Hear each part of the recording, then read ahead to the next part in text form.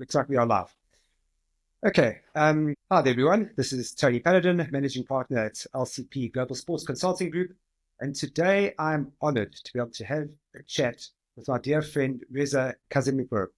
He is the CEO and founder of Sixth Ring, which is an incredible organization that works closely with Olympians and elite athletes to bring up-to-date data to you and I, and for us to really understand it, get an intimate understanding about how our bodies work and how we can potentially make them work even better. So I'd like to hand over to Reza to introduce himself briefly, and then, I'm going to propose what we're going to talk about today.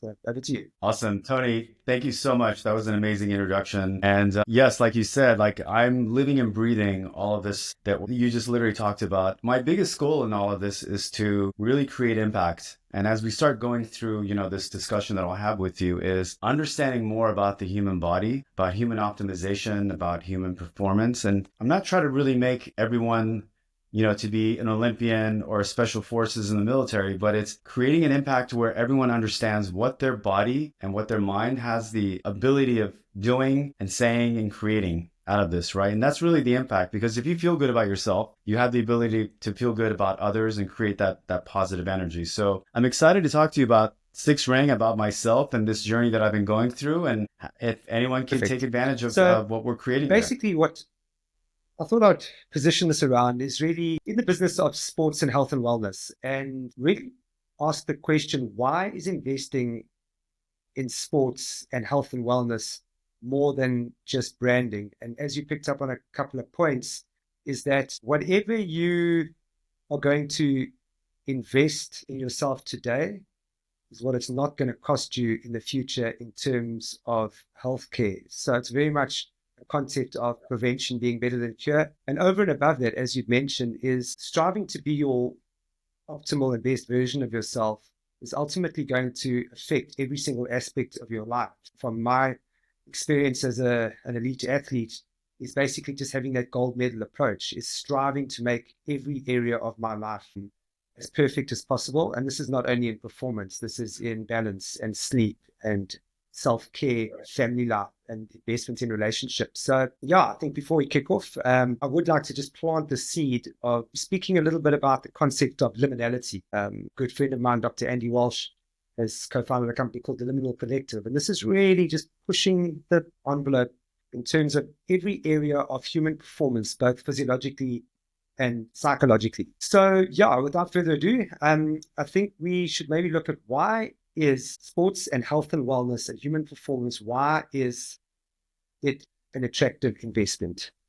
Why should brands and companies get on board? Why should people invest in themselves? Yeah, that's a great question. First of all, Andy's a great friend. I've worked with him many times in the past. Love his mindset, love what he's done in the past. But between sports and human optimization, there's an amazing intersection. And this is one of the biggest reasons that I personally wanted to, like I just mentioned, create impact and kind of give back. Because think about what elite athletes, what even some people in the military do is you have an entire ecosystem of people that help you optimize your body, to help you get to that performance state, to be able to be a professional athlete, whether it's football, soccer, basketball, whatever it is that you're doing, you have an entire team to optimize your body from head to toe, right? Physically and mentally. Now, take that same mentality and put it towards the average civilian, right? How can someone like myself that maybe doesn't know much about supplements, much about how to optimize my hormones, talk about my diet, my caloric intake, what types of workout does my body even have the ability of doing? Do I have the ability to go run? And if I can, what does that mean for my body? Do I have the ability to go cycle? Like, what's my body built for? And I think that's the biggest thing that a lot of people just really don't understand. The biggest one is the intake of supplements. That's always been a big factor. You walk into these stores, you go online. Psychologically, most people tend to go after whatever the hype is in the market. Or psychologically, people go after, if you're shopping online or if you go into the store, whatever looks pretty and has a lot of marketing jargon on it. That's one. The second is if you walk into a store and someone's like pushing whatever they want to you because they're saying, okay, well, you need B, C, D, A, this, that, like who knows what you need. And again, if you look at it from the sportsmanship, the athlete's perspective, again, they have this team. They've done the markers, they've done the genome, they've done the microbiome, they've done a plethora of tests to give them their efficiencies and deficiencies of what their body has the ability of doing, right?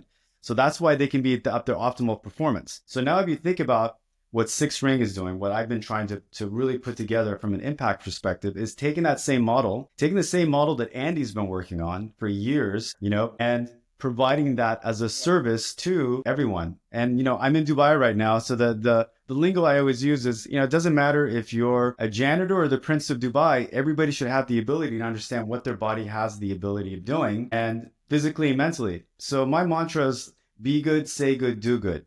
If you can get those three things, put a smile on your face when you wake up in the morning and you're happy the entire day, I think you've had an amazing day. I think you're on the right path. So that's kind of the intersection of what I'm trying to bring in from like a health, performance, innovative, yourself, and put that all together to optimize you as the best version of you. Quite an interesting point here. Something that a lot of people know but don't know, and that is basically the emotional appeal of other sports or being healthy. It's the emotional appeal of exercise. It's the effect on your overall well-being. As you mentioned, it puts a smile on your face. There's emotion attached to physicality. There's an emotion attached to psychological well-being, and typically there are positive emotions. If we liken this to industries, for example, anyone out there, please don't take any offense whatsoever, but things like finance and insurance, they're not particularly emotional occupations. They're not emotional industries. If there is going to be any form of emotion, it's going to be varied. When it comes to insurance, I can't imagine it elicits a lot of happy feelings. And this is typically. No, but that's a great point. That's an amazing point. Think about it from so in the corporate world, they use human optimization, but human optimization from an HR perspective, right? How do you make employees happy? Because a happy employee is a healthy employee, is an employee that's going to produce, right? Be happy, do your work, come in, go home, come back. That way they're not spending half their time going and spending time with the doctors. They don't spend half their time being depressed. This is the whole point of it from that perspective, from an HR perspective, right? A happy employee is a good employee that's a productive employee. Those are kind of the three things that they look at. And then you take that, just like you mentioned, and for the insurance side of it, right? If you're healthy, you're not going to be going to the doctors as much. So from an insurance perspective, you're not sucking out all their money they have to spend on the hospitals. I was actually on a call a couple of hours ago with Vitality, which is Discovery Health's rewards programs. In effect, Vitality has got an incredible concept of health promotion. So you get rewarded for the healthier you are.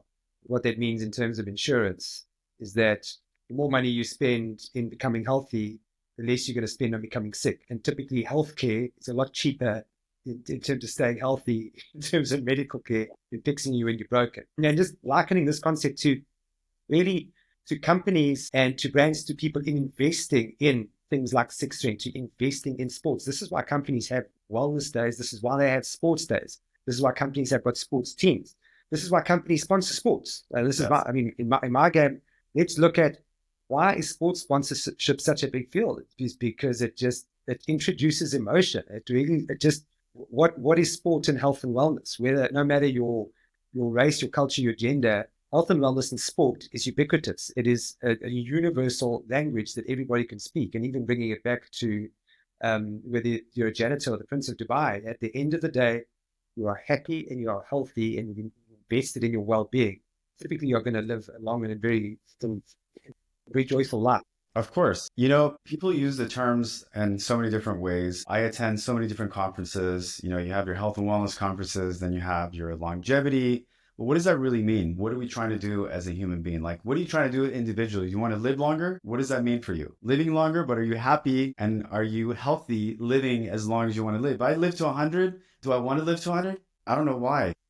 Can I be this healthy? I'm 56 years old. I get up every morning. I run 10 miles. I work out for about 2-3 hours. My entire day is set. I'm energized and I just kind of go. And I honestly sleep maybe 5 hours, if that. So my sleeping patterns aren't the best. That's because the way my brain was wired when I was in the military, and it's always stayed that way with me. But from if you think about the industry as a whole, it's a $6 trillion industry, and it's just growing more and more and more and more. So the opportunities are endless. For me, like I talked about, I think aggregating that data, being able to harvest and federate, you slap on the AI on top of that to be able to give you that predictive analytics, to be able to give you that recommendation, individualize it for you, right? Because what you take is much different than what I take and what anyone else will take. So now we're talking about personalization. It goes back to what we originally talked about, is how athletes go through this evolution of growth, right? What do they do from the time they're 17 when they're trying to think about, am I D1, D2, D3? Like when they go into professional sports, that's the age they kind of delve into. And it's kind of the same,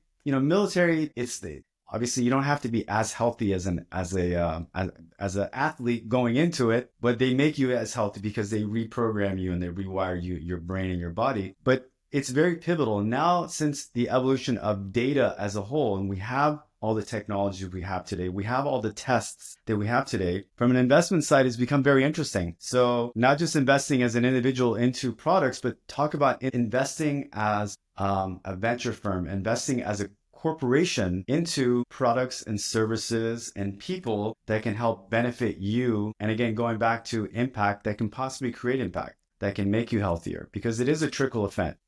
From the insurance companies to the corporations to everything we do on a daily basis, the products and services that we use, it all has some form or level of health and wellness and devices. So and it's actually kind quite of an mixed interesting into thing. it. I was just thinking about it now as you're speaking. Is my background as a that's brought me to, I guess, a similar intersection to you, just in terms of sports performance, but also health and wellness. I mean, there's a clear intersect there. My background is, I was a professional athlete for 14 years, and I studied biokinetics, which is basically exercise physiology. So I've got a very, very medical side of things as well. And just sort of thinking about it and looking at human development over time. And I just sort of think about how our bodies were wired, or what we were doing, say, 2,000 years ago versus today.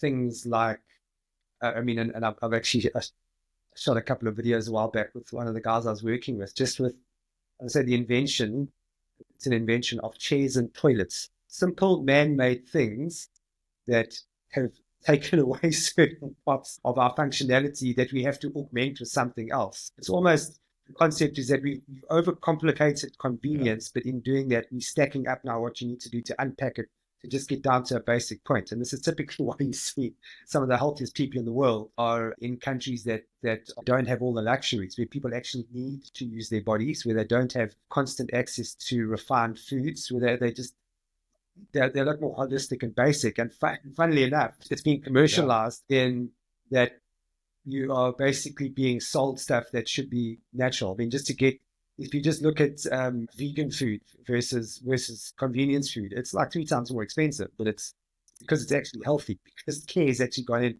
to keep it healthy and not over process it, or blast it with all sorts of preservatives to keep it ticking over. But kind of on this point, I was just thinking, is that, can you explain to me why you call the company Sixth Ring? Because I'm looking at 5 rings and it now says sixth one, and I'm sure there must be a reason for that in this whole topic. Yeah. So the 6 rings, because 2 of my founders are Olympic athletes, and the original concept was, with LA 2028 coming, I wanted to create some awareness around what Olympians and what professional athletes go through. So we decided to put the 6 rings of the Olympic rings, and the 5th ring is the data aspect, because that's what I bring to the table, right?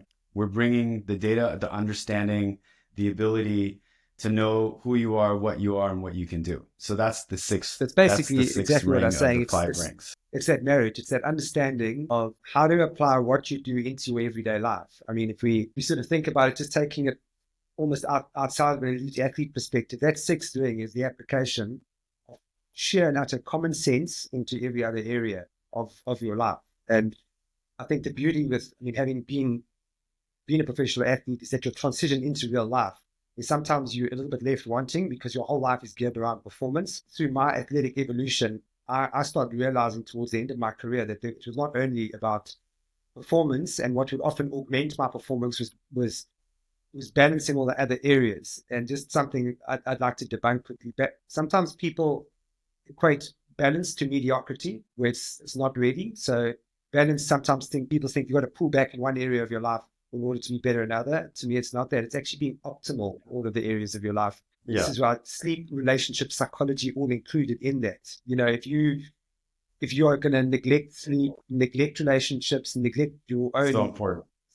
personal growth as a human being to focus solely on training, your BMT is going to go out the window. Your team dynamics are going to be poor. So for all intents and purposes, you find working with elite athletes who are well developed and are true champions in their own right, are ones that have really and truly honed all aspects of their life.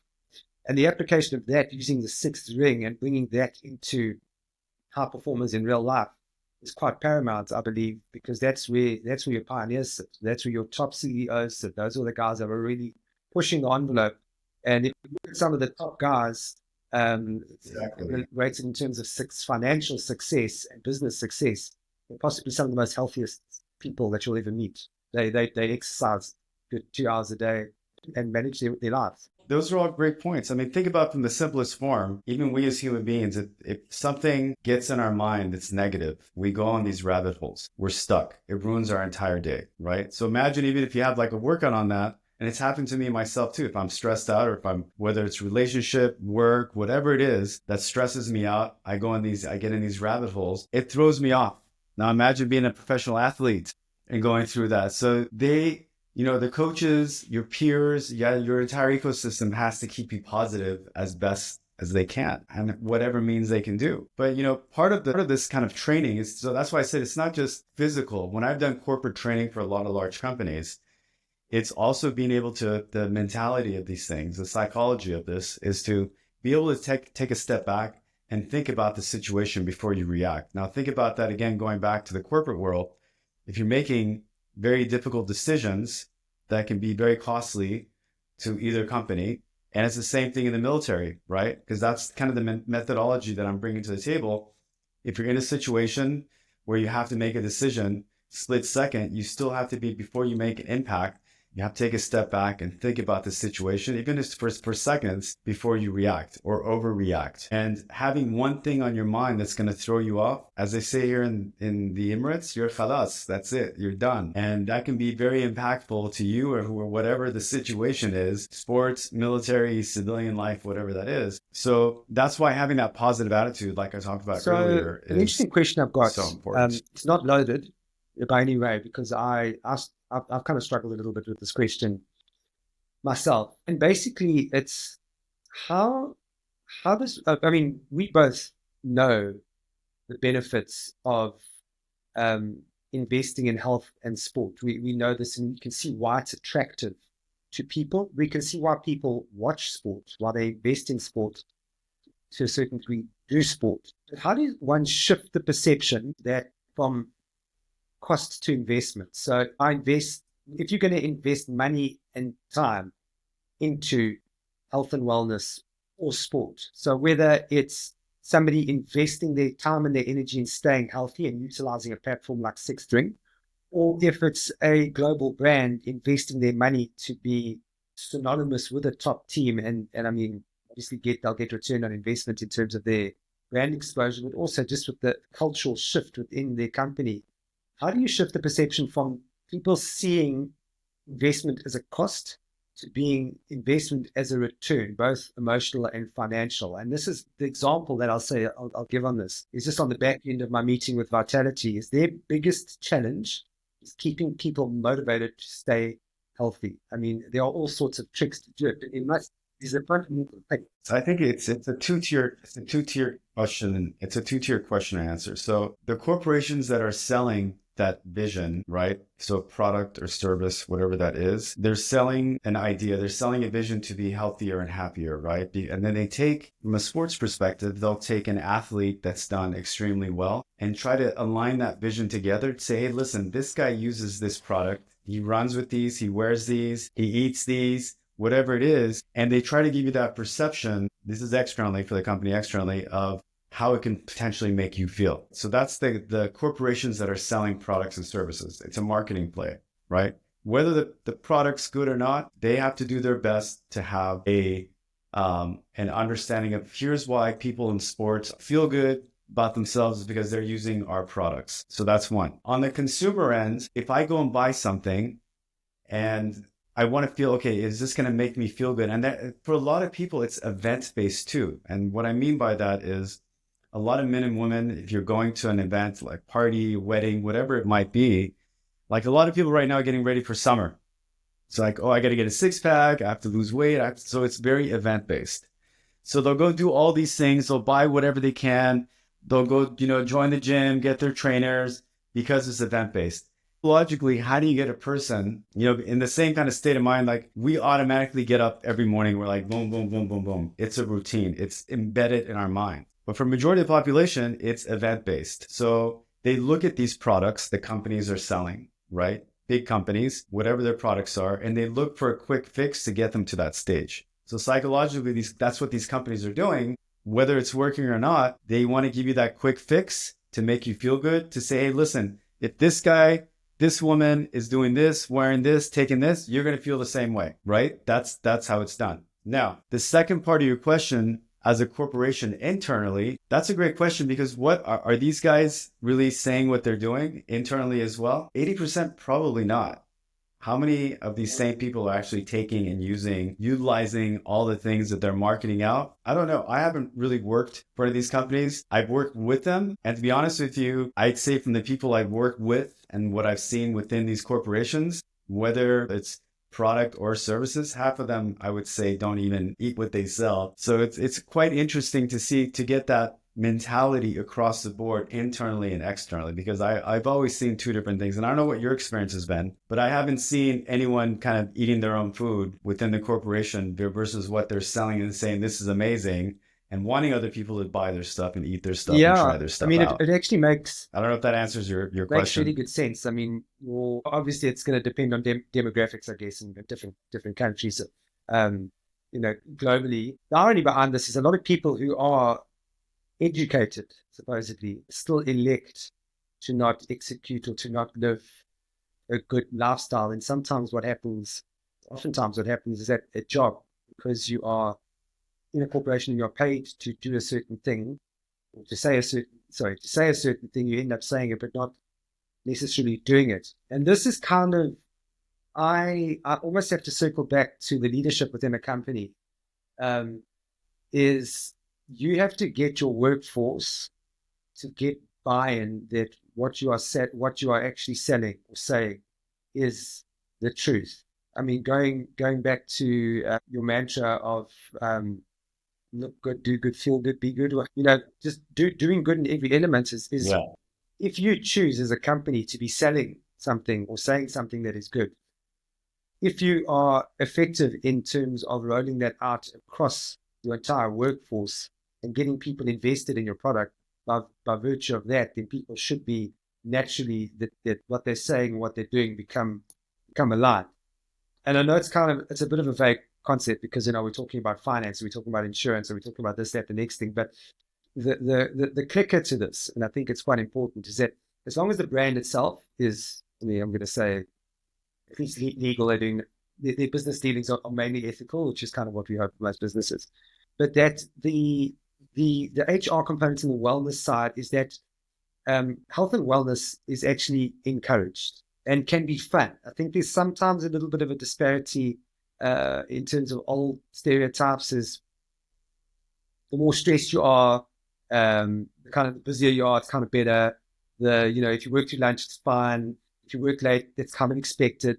And I know being in the Emirates, that is a lot of time what is kind of expected. And if you get pushback, it's frowned upon. But the irony behind it is that if you are managing your life appropriately, you become far more impactful in terms of the hours that you're working. So if you are very slick in terms of what you do, you're well rested and you're focused from training, you can effectively bang out in 6 hours or 5 hours being effective, as opposed to what somebody's going to spend 12 hours doing because they're trying to keep themselves going on nicotine, caffeine, alcohol, the things that are sugar, which is like you're supposed like quick fixes, but there's no sustainability in that. So you basically, in effect, robbing yourself with the quick fixes as opposed to like actually ripping it out by the roots and say like we're going to build a whole new culture around this. And funnily enough, I'll bring this in. I did some work in a company a couple of years ago. They did a complete overhaul on this, and I was really surprised because we did a whole wellness presentation with them, and we presented them with the amount of money that they were losing just on employees having low back pain and the amount of time taken off work and sick days and so on and so forth. And we presented them with the data, and they decided to go full. They did a full 180 on this, and they changed their approach completely. They put health food in their canteen. They made mandatory exercise for an hour a day. They created a gym at their facility. Even if you couldn't exercise, so let's say you weren't fit enough or there's a contraindication to run, you had to allocate that hour, whether it was meditation, yoga, no phones, purely focus on mind, body, and soul. Anything. And I actually checked in with them. We ran this campaign. I mean, this is a good 8 years ago, and I checked in with them after that. Apparently, their revenue and their productivity, I mean, it was up by 80. They almost doubled. And I mean, this is not natural business growth either, because it was quite a stable company. So we tracked their metrics over a period of time. And instead of pushing more money into marketing, to advertising, and sort of chasing rabbit holes, all they did was look internally and say, look, let's actually reset the culture across the company completely, invest in it, and actually make it mandatory to look after yourself. So if you want to keep your job, you have to train. It's as simple as that. And I mean, it sounds counterintuitive. Most companies on earth would think I'm completely mad, but these guys turned it around completely. And this is why, I mean, I think being in the position that we are, I mean, I can very much practice what I preach, and I see this stuff make this huge change. This is why I see a movement like Six Ring being absolutely paramount. It's just how to get it in front of as many people as possible, number one. And number two, pave the way for people to understand that being healthy is actually fun. I think it's breaking down mindsets a lot of the time. Again, I'll refer back to my meeting with Vitality. The person I was meeting is, if you to tell their staff to run, they don't. Many companies that just run away, which is quite true. So somebody who hasn't exercised consistently for the last 30 or 40 years, say, look, you just got to go see a personal trainer and run. Yeah. People are going to run away. But it's actually the explanation that being healthy is not necessarily grilling yourself and training yourself to within an inch of your life. It's actually far from that. It's basically working within your own functional capacity, because the objective at the end of the day is to feel good and be healthy. And ultimately, you are going to just be a nicer person and more productive. So within that, surely enjoyment. That's honestly it. Going back to creating impact, I think the easiest form of doing that for just the general population of just everyone and anyone, even including athletes and, whatever people in the military too, is to create a simplistic platform. So you don't have, just like you go to your physician, he can tell you, go drink 8 glasses of water and have 4 pistachios. You don't really think much. You're like, okay, well, this guy's telling me to do this. I'll just go do it. So it's creating simplicity where it's very consultative. If you can create an application where it knows everything about you and then just spits out what you need to do on a daily basis, again, this is where kind of that military and Olympic mindset comes in. It's already pre-programmed for you, especially with today's technology. You take yourself, you take AI, you take predictive analytics, you take the recommendation engine, you mash it all together. I really don't need to think about anything. I know what time I should be getting up, right? Based on my sleeping patterns. I know what I should be eating no matter where I'm at in the world, whatever restaurant, right? I know what types of workouts based on my physique, on my body composition, I should be doing, right? That's beneficial for me. And lastly, I know what my efficiencies and deficiencies are now, right? It's very simple. I don't have to think much that I should go take whatever those supplements are or those prescriptions are that I should go take, because now it's all done for me. So there's not much thinking like before, even as early as 5 to 10 years ago. It's a lot of homework. You have to sit down with a lot of people. The average cost of what I'm trying to create today and what we would pay, athletes would pay, or executives of corporations, was well over $150,000 to $250,000 a year on this ecosystem of people that you need, from trainers, boutique physicians, nutritionists, you name it, that entire ecosystem. So if you really want to optimize like the Fortune 500 CEOs or the athletes, that's what it would cost you. But because technology has evolved, because our knowledge has evolved so much in the last 10 years, we're able to consolidate that now, because we have the ability of all these technologies and put it together and spit out the best version of you without you actually even thinking about it. The mindset actually has to be, and this is a really simple term, and it should be obvious, but it's not, is the concept that exercise is medicine. So as somebody would take a prescription from their doctor that they need to take blood pressure tablets in the morning, cholesterol tablets in the evening or a statin at lunchtime. And it's a chronic medication, and it happens every day at the same time, same dosage. It gets adjusted by the doctor. There's full on Yeah. compliance in terms of management. A basic shift. And again, this seems like common sense, but often you know that common sense is often not so common.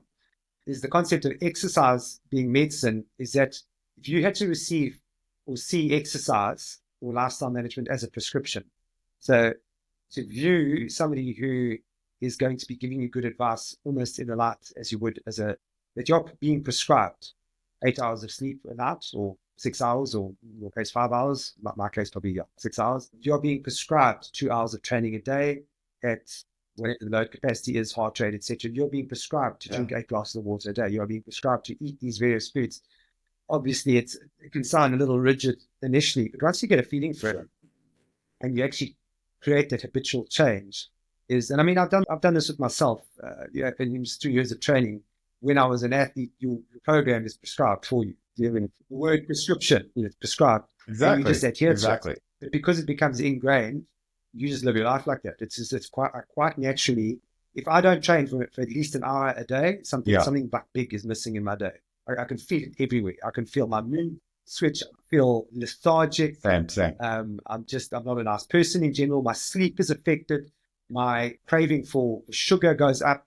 As soon as I'm making sure I'm exercising at least an hour a day, everything else just gets better. My sleep's better. My food choice is better. I'm drinking more water. Generally, allows a human to be around.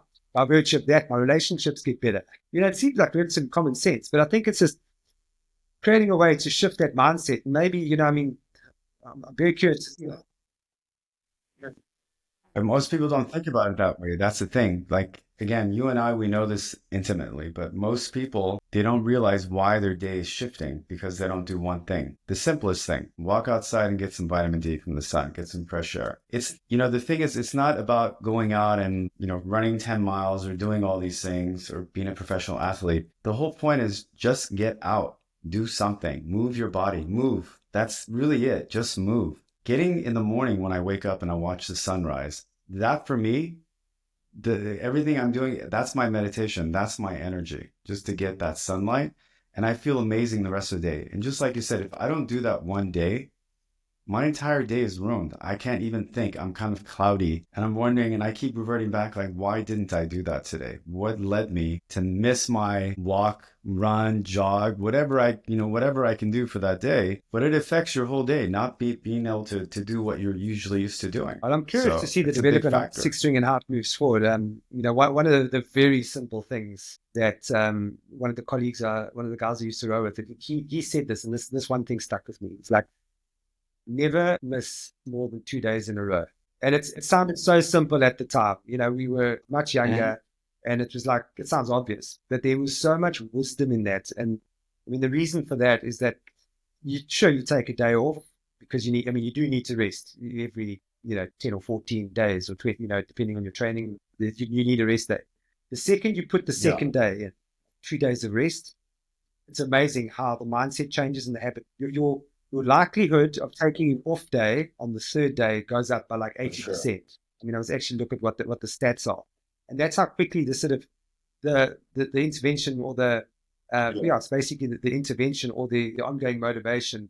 And I think somebody who actually invests themselves into a platform like Sixth Ring to become the best version of themselves is to actually just know that if you miss more than 1 day in a row, you need to look in the mirror and self-evaluate pretty quickly, because your chance of compliance or non-compliance starts to grow quite significantly. Exactly. Because all of a sudden, everything else just becomes okay. Going to bed an hour later is okay. Having, excess sugar it's fine. Having, doing, working those extra couple of hours is okay. And then all of us, those things start stacking up. And it's amazing. Life starts to unravel. I mean, I'm not trying to catastrophize, but it's so true. I mean, it's keeping yourself very much in check. And like you said earlier, I mean, you've got the tech to do it. It's really just accepting the prescription. But I think a lot of it is built around trust. And I think for me, I'm quite a picky, I don't say picky person, but I'm quite critical on things, and just looking at, and take this as a big compliment. I mean, just looking at the basis of which Sixth Ring is built, you can't really argue with it. You can't argue with data that is harvested and driven by elite athletes and champions that is basically synthesized and been wrapped up and packaged for you as a person matched to your personal physiology. I mean, it makes Exactly. there's nothing anecdotal about this. It's all science driven, which is perfect. So yeah, I'm really curious to see how things how things develop in the next in the coming months and years. We're really excited too. We've been working diligently on building the platform and getting this thing up and running.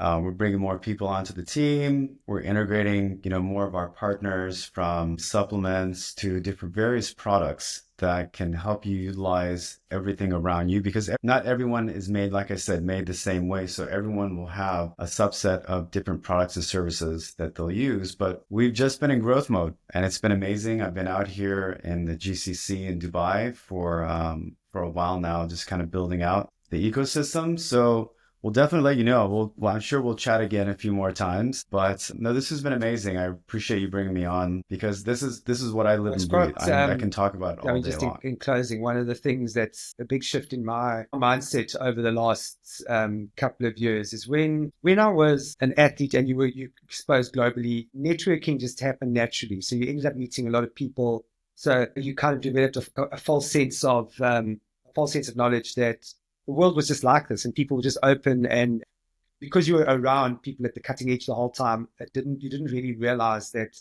99% of the world's population doesn't have the privilege of being around those minds. And as I've advanced in my career, some of the most profound people that I've met have just been the ones that are completely open to network and to just speak. And that's actually ironically how I came to meet you. I mean, if I track the chain of people I met to meet you, it was literally a group of like-minded people who were just completely open to just network and people who had a really big passion for health and wellness. And ironically, I think of two of them in particular.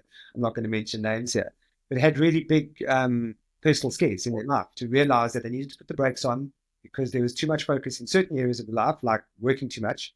And neglecting your body, and all of a sudden your body like rings a bell and it lets you know that look, you need to critically look at things, and all of a sudden there's this enlightenment.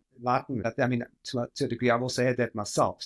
The moral of the story of what I'm trying to implore is that if anyone is listening to this, is someone should never sit and listen to a podcast by somebody and think, wow, that's really, really interesting. I'd never be able to get to chat to that person.